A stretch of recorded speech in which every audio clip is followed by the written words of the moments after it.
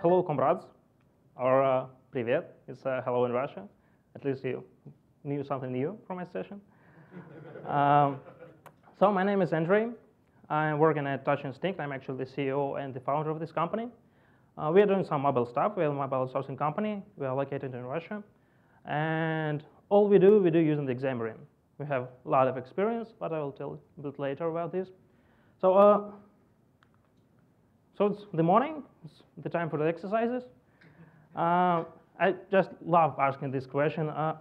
Who of you think that the iPhone is the best phone ever? Come on, just a few guys? Oh my God. And who thinks that the Android phones are the best ones? At least less than iPhones. Windows Phone? Oh, you're working at Microsoft, right? I see. So I suppose most of you are developers here, right? Who of you have experience with Xamarin like more than half a year? Oh, pretty much of you. It's pretty cool. Okay, so as I said, I'm from Russia. I think it's a week ago, next to the St. Petersburg. I went to my summer house to make some barbecue. It's like 40 centimeters of snow, I think. So the reason I'm showing you this is, like, what are you going to do in Russia? I mean, I think there's two things you can do there. Either you can ski, and I like skiing a lot, skiing, snowboarding, or you can code. And that's what we are doing a lot. But by saying a lot, I mean really a lot. There's 6 million lines of code we've done with Xamarin tools for the past 2 years. But, when I first saw this number, I was just so amazed. I mean, I myself personally was a developer. I'm still a developer, I think.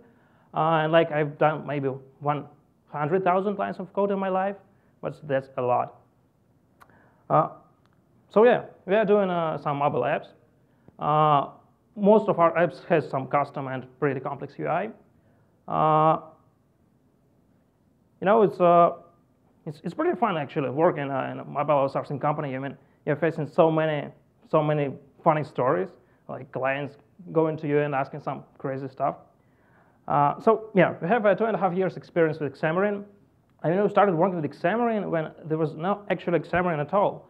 I don't know if you know the story, but before the Xamarin, there was a novel where the Magellan guys were working, and then novel was acquired by TouchMate.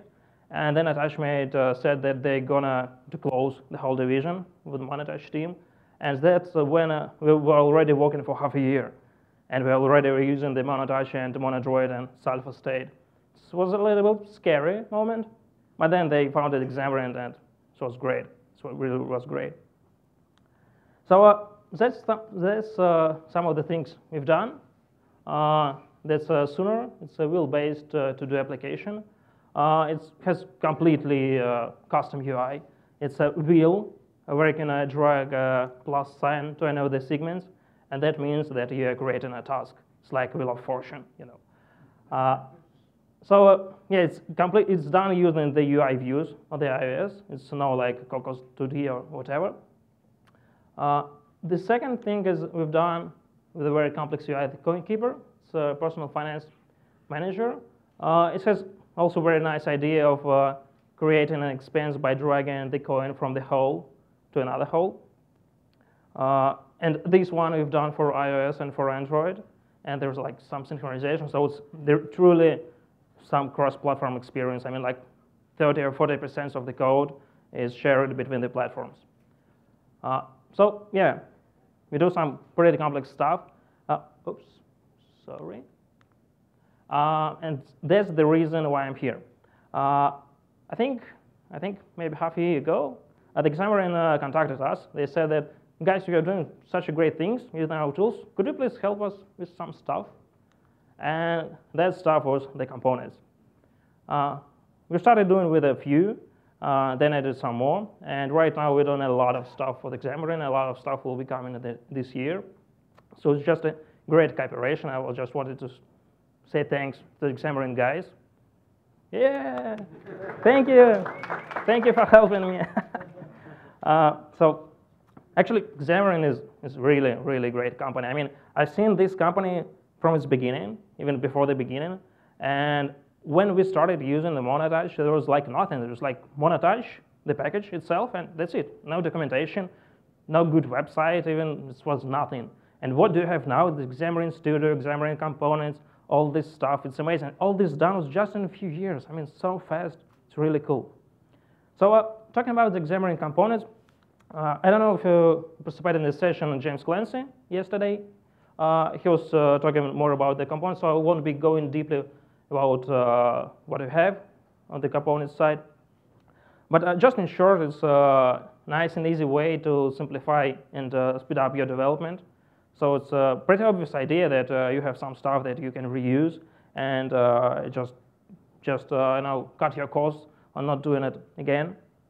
And the components on the components Xamarin.com are done really by professionals like our company, like Infragistics guys, Shinobi Controls. So you can be sure that these things are tested well, they are designed well, they have easy to integrate APIs. It's a really great idea. And you can use the components right from the Xamarin Studio. You don't have to go to the website. So it's also very fast and easy. You just start your project and add all the components you need. And yeah, sure, you could just distribute your own. You can sell them, and that's what I will be talking about too. So just to get more information, just visit the components at Xamarin.com, and you will know all you need. It's like it was before. It's like it's after. Really, it's just great. And just going back to the Xamarin, I think this guy's a little bit shy. I mean, what I personally feel is like the beginning of the new era. There's great tools, there's test cloud thing, there's so many nice things they are going to do, and go at the beginning of something really, really huge. And just imagine yourself in 2008, yeah, when the Appstore was launched. I feel myself like it's the same, but the Xamarin components. There's like probably 70 or 90 components right now on their side, but there is so many developers using the Xamarin already. I mean, like tens of thousands of developers. You can see how big this conference is. So it's really, really a great opportunity for you to start doing something on your own and to sell it. Just look at this guy. He's so amazed about the Xamarin components. That should be you. OK, so what it takes to create your own components. It's really pretty easy. Just you get the idea, you crack the code, you publish it, and something happens, and you get the profit. I apply this scheme to whatever I do in my life. It's a really good scheme. Yeah, sure, you have some difficulties, but don't worry, I'll help you. You know this rule, 80-20%. Well, I didn't do any research, so you could not trust this. But you know, 80% of what you're doing is probably can be used by others. And well, I'm talking about from my experience, from my company, and we've done like I think 20 or 30 projects. And you know, probably each time we're doing a new project, we're doing something again. We a lot of time repeat ourselves. Sure, we had already our own components done in our company before the Xamarin stuff, but still we had to redo a lot of things. And yeah, what you're doing already could be done by others. I mean, if you're, most of you are already Xamarin developers here, so if you're doing something, just go and check. Probably what you're doing is already done by others. And there is really, really a lot of UI controls, really a lot of libraries there. So it's a pretty simple principle, just do not repeat yourself. And the cross-platform guy is really easy. You just do the iOS version, the Android version, and the Windows Phone version. I'm sorry, guys, if you just wanted to hear some secret lesson, how to do it cross-platform. So if we're talking about some complex business apps, sure, you can share your code. It's like can be 30, 40, 50, 70%. But when we are talking about the UI, it's a little bit different because the UI is mostly all about the difference in the platform, and you have to deal with that. Yeah, this puppy is really sad about that. So yeah, platforms differ.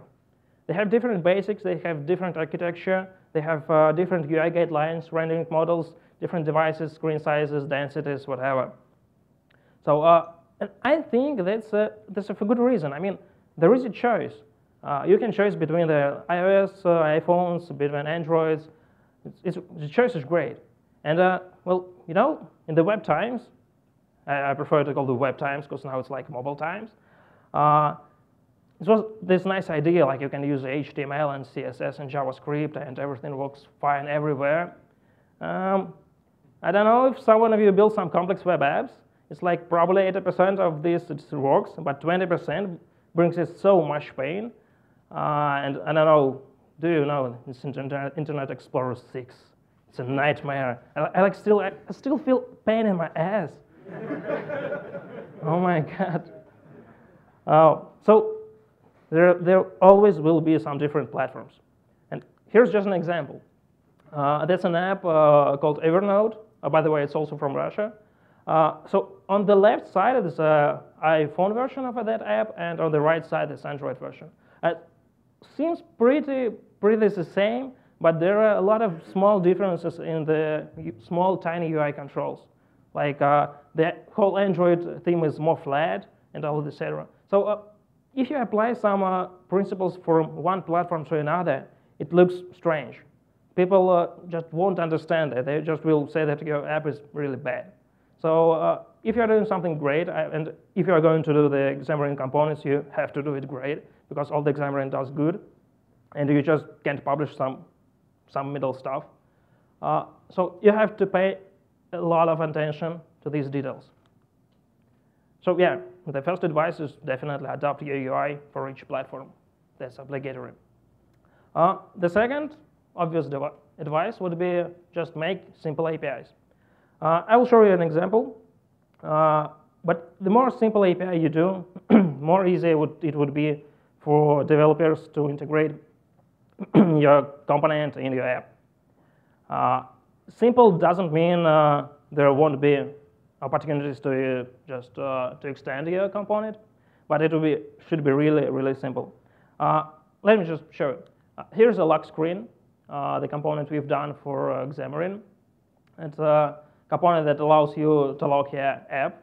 Just for example, let's say you have some, let's say your wife or your girlfriend likes playing Angry Birds on your phone, and she doesn't have an iPhone for any reason, and you have some private and secure data, like financing data maybe, and you want to hide it, but you don't want to lock your phone, so you want to lock the app itself.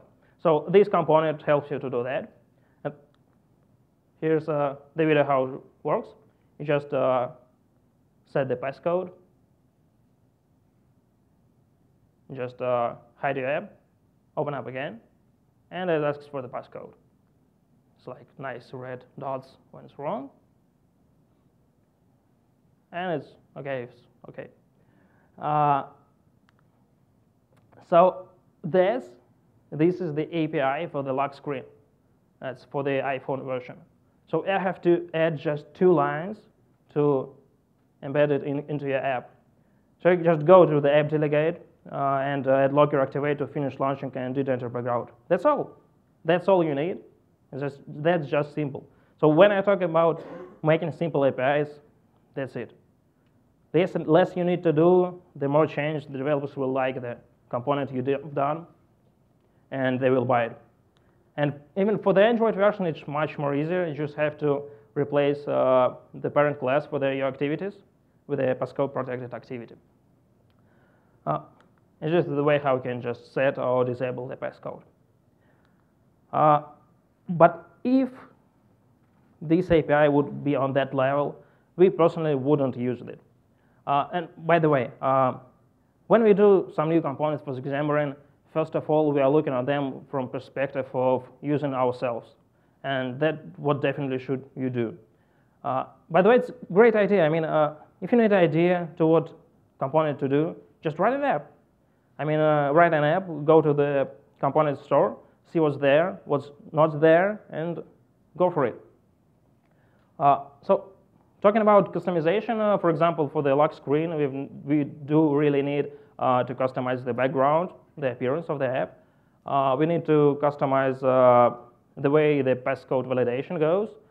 For example, you need to do a validation of those passcodes on your server, or you just need to save it in the SQLite base.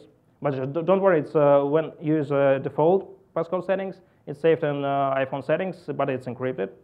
But anyway, here's how you can do it.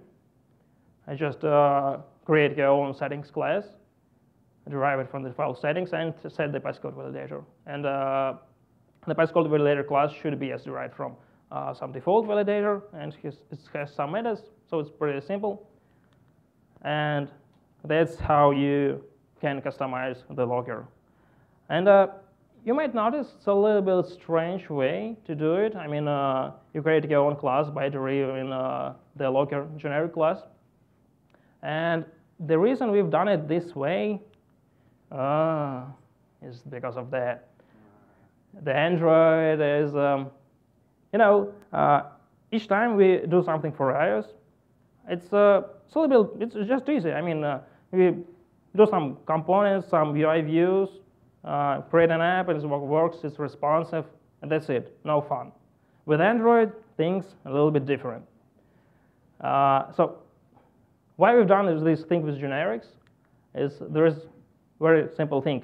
You can't pass objects to activities. Have you actually the Android developer here? Okay, so just in short, activity is it's kind of screen. In Android, it's like maybe a web page in a web. So you have a number of screens on the app, and you're going from screen to another, those screens and activities. And to open a new screen, so it's new activity, you have to create an intent, and you can't instantiate activity directly. Use intent to open a new activity. And in those intents, you can't put objects, you can put only strings and integers. So there is no way to pass an object to the activity. And why we needed that is because we needed to customize the lock screen. So we have the lock screen, we have to customize behavior regarding the passcode validation. And to do this, we need to pass some object that implements this validation, but we can't do it in Android. Yeah, I was like, what? Come on. It's really. So you can't do it that easy. No. You have to do it a little bit different, like that. So what we are doing here is we're getting the type, and we're getting you can see assembly qualified name, and put it into the intent. And on the other side, an activity, we are getting it back, and we use the activator, create instance, all this stuff. Well, yeah, it looks a little bit weird, but that's the way things work. And when you're working on the components stuff, you actually have to face a lot of that small difficulties. I mean, if you're doing something simple, something usual, like you won't have any problems with Xamarin tools. Well, that's not about Xamarin tools, I'm sorry. That's about the Android itself. I mean, in fact, from all of our experience working with Xamarin, there is no limit with Xamarin itself. There is always some limit with the platforms, like with iOS and Android, but there is no limit with Xamarin. I mean, I'm talking about the functionality, performance, etc. And those apps I showed you in the beginning, Sooner and CoinKeeper, they do prove that. So with Android, things will be different. They will be harder. So you should know that. And after a few years working with Android, I've come to a simple idea. It's not that bad. I mean, there are historical reasons for that. If you know the history of Android, it was just started like 2003, maybe 2004. It's just a challenge for you. Look at this way. So it's so simple to do something on iPhone, and so interesting to do something on Android. So just look at this way, and don't listen to that cat. I mean, really, it's fun. So another thing to be aware is the memory usage. There was a great session yesterday about the garbage collection. I hope you know that all the sessions are recorded, so you will be able to watch it later. So the fact that you have a garbage collection doesn't actually mean that you don't have to think about memory. And that is especially true for the components. I mean, your component can be used by anyone, by any developer in any app. You have no idea under what circumstances it would be used, like will you have enough of memory, etc. So you have to think, you have to dispose all the bitmaps, images, you have to really carefully think about the memory, reuse the objects, don't create any new ones. That's not about memory, it's more about the speed. So you should just be careful with that. I won't be going deep into details, so just go to that session and watch it. And there is also such thing called the GREFs. So it's a link between, it's linked between a native object and C# object in Android. So it's also some difficulties with that. You definitely, I think there is a documentation page on the Xamarin site about GREFs, so you can just read it. And there is two garbage collectors in Android, it's Dalvik VM and Mono VM. So they just somehow deal with each other, and that also brings some problems. Yeah, that's it. So that's just the obvious slide. Like, of course, you have to make your component look nice, and you have to create a good description, screenshots, and all this stuff. With Xamarin, we've been working with David Siegel. It's a nice guy. It's not here. So he was pushing us a lot on those stuff, and I think that's definitely for good. So if you want your component to look the same like already there, so you have to work on this too. And by the way, the guys at Xamarin, they're really great. I mean, you can just go to them and ask for advice, ask to review whatever you do, and they will definitely help you just for free. Okay, so I just will show you some of the examples what we've done.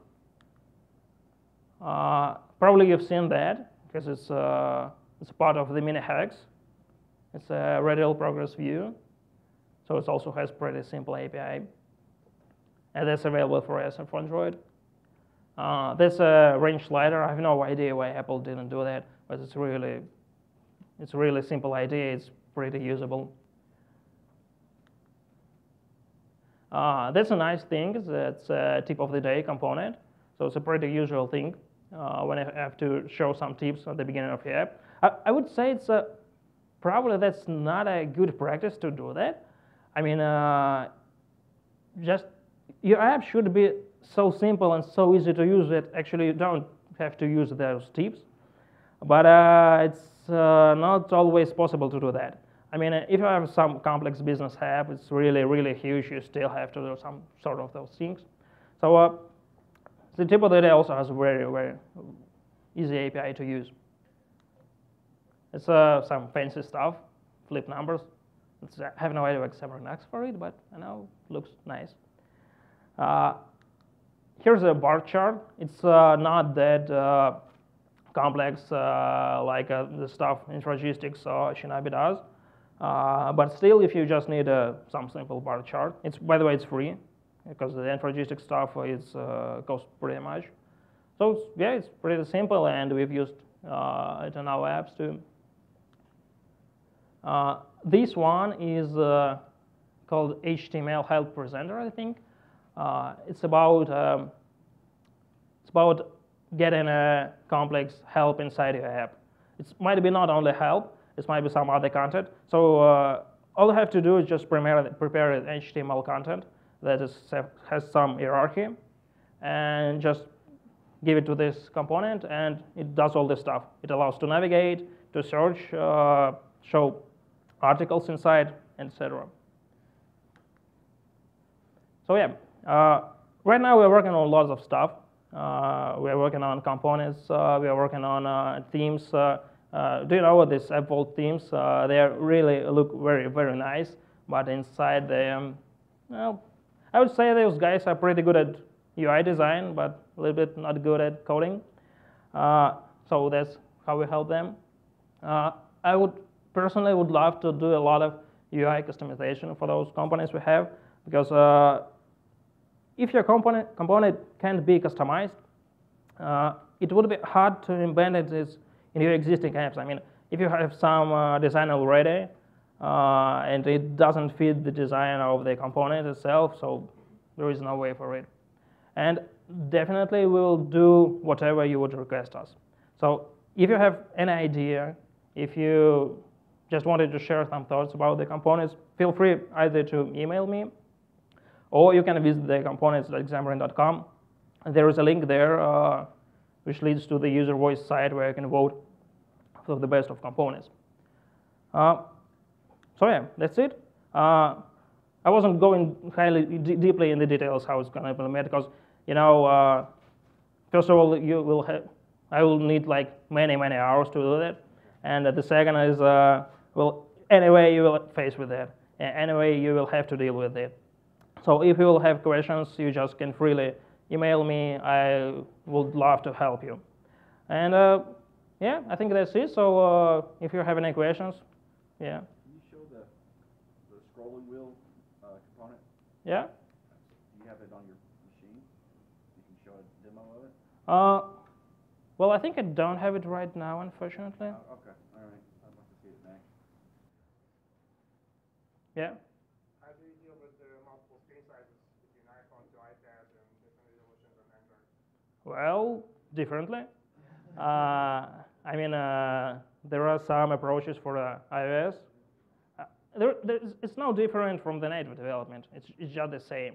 So the same way you have to deal with that using the Objective-C or using the Java. It's just the same using the Xamarin tools. And if we talk about the components, well, your component should work the same like the native. So I mean, it's for example, if it's used in Android, it should respond to the layouts, to the resize things, etc. And there is a good documentation on the Android stuff on the Google site about that. So you could just go there and see how it should be done. May I ask a follow-up question? So the idea is that you are building components for iOS and then a separate code base for Android? Yeah, sure. There is a little bit of code sharing, like, I don't know, 5% maybe. But mostly it's all about the UI. It's all about the rendering. So you have to do it from scratch. There is no way how you could do it at the same time for both platforms. And even if you could, it would look the same, and that would be bad. Yeah, any questions? Yeah, sure. Are you going to release a component similar to the radio software you guys have in your Sooner app? In what app? Your Sooner app, like you have a radio. I'm not sure because we can't do this. So we've done it for our client as a property of our client. So now. That's just like a numeric radio selector. Well, if Xamarin will think that it's a good idea, you can just write them and they will ask us to do it, and we'll do it with love, really.